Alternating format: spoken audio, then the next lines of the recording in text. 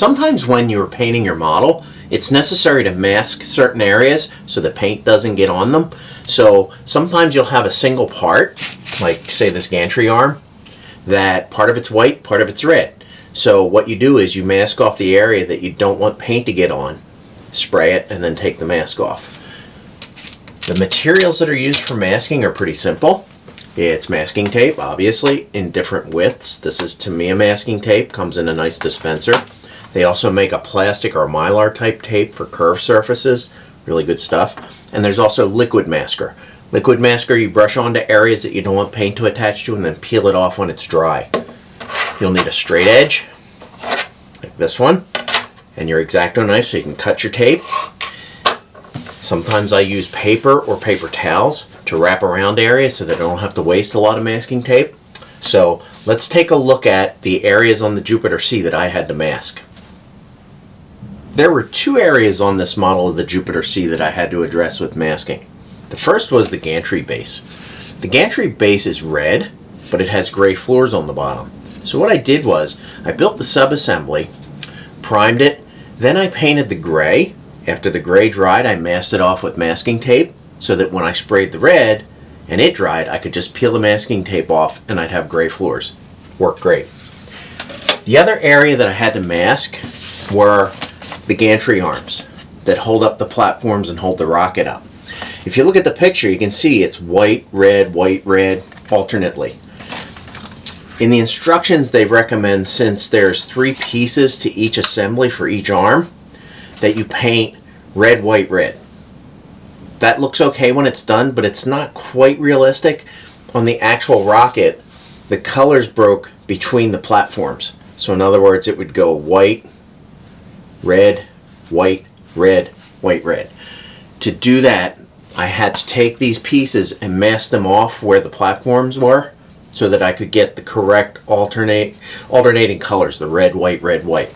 So what I did was, I took my gantry pieces and I marked where the platforms were, and I made those the color breaks by masking off with masking tape. And the pins where the pieces assembled, I wanted to keep them the original color, so I used the liquid mask on those. You can see the blue on there.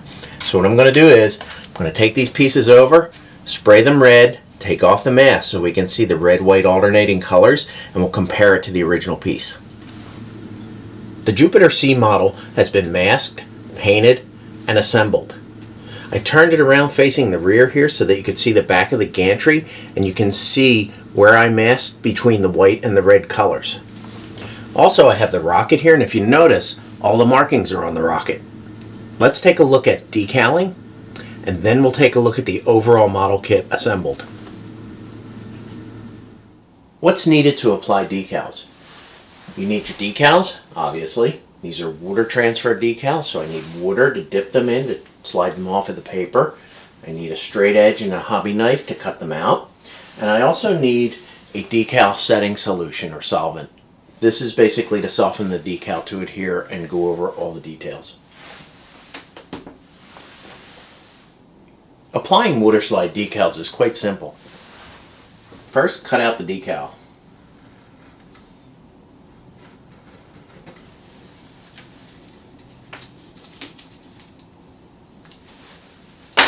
Then dip the decal into water to loosen it off the backing or off the paper.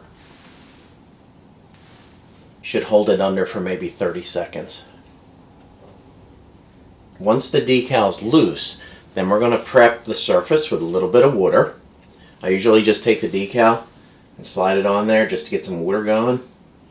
Then loosen the decal and slide it into place.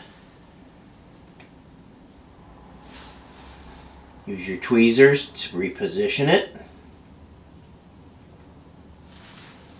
And always check your instruction sheet to make sure that you're putting the decals in the proper location.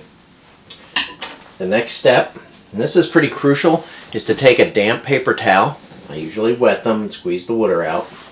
And then press the decal down so that it's in position.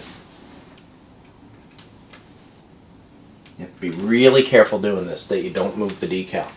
Once that's done and you've blotted the decal, take your Solvaset or your decal solution, softener, and put just a little bit on the decal.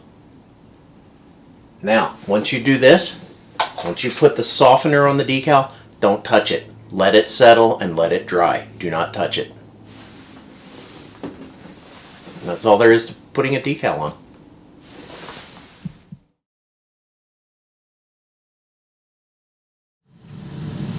And here's the finished model. Let's take a closer look and see some of the detail on this kit.